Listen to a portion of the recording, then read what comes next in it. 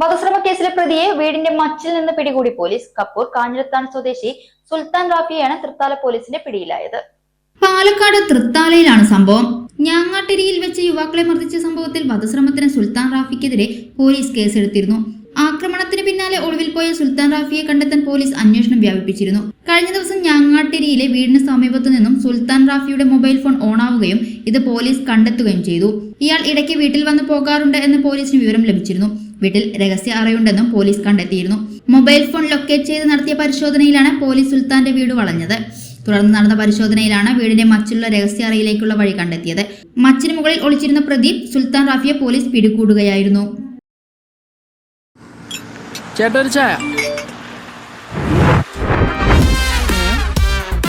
Super fast ആണല്ലോ.